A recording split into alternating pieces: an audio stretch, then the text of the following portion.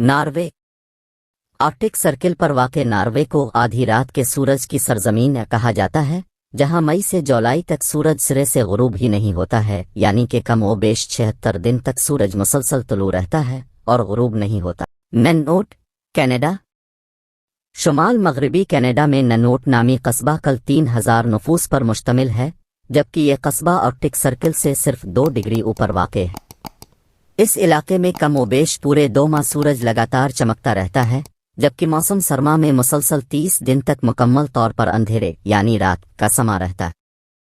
3 کے ice land رقبے کے اعتبار سے برطانیہ کے بعد یورپ کا دوسرا سب سے بڑا جزیرہ نما ملک آئس لینڈ میں ایک خاص بات یہ بھی ہے کہ اس ملک میں مچھروں کا سرے سے وجود ہی نہیں ہے۔ موسم گرما میں رات کے وقت بھی دن کی طرح روشنی موجود ہوتی ہے، جبکہ ماجون میں سورج بالکل بھی غروب نہیں ہوتا ہے۔ آدھی رات کو بھی سورج کو اپنی پوری آب و تاب کے ساتھ چمکتا دیکھنے کے لیے آپ آئس لینڈ میں واقع ایکیوریاری اور گرمزے نامی علاقوں میں جا سکتے ہیں۔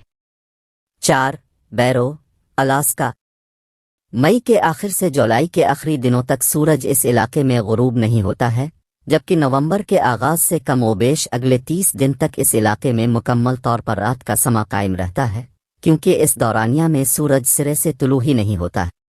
بالفاظ دیگر موسم سرما میں یہاں اندھیرے کا مکمل راج ہوتا ہے۔ برف پوش پہاڑوں اور گلیشیئرز کے لیے مشہور اس علاقے میں اپنے انتخاب کے مطابق موسم گرما اور سرما دونوں میں سیاحت کے لیے جایا جا سکتا ہے۔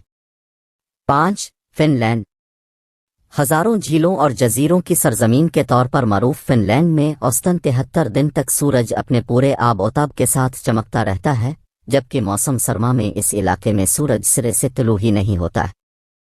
اسی بنا پر یہاں کے مقامی لوگ گرمیوں میں کم جبکہ سردیوں میں زیادہ سوتے ہیں۔ 6 سویڈن میں مئی کے آغاز سے لے کر ماہ اگست کے آخری دنوں تک سورج تقریباً آدھی رات کو غروب ہوتا ہے اور پھر 3-4 گھنٹوں بعد ہی تقریباً 4 بجے صبح دوبارہ سے طلوع ہو جاتا ہے۔ یہاں پر کم و بیش 6 ماہ تک سورج مسلسل چمکتا رہتا ہے اور بقیہ 6 ماہ میں سورج غروب تو ہوتا ہے، لیکن صرف 3 یا 4 گھنٹوں کے لیے ہی۔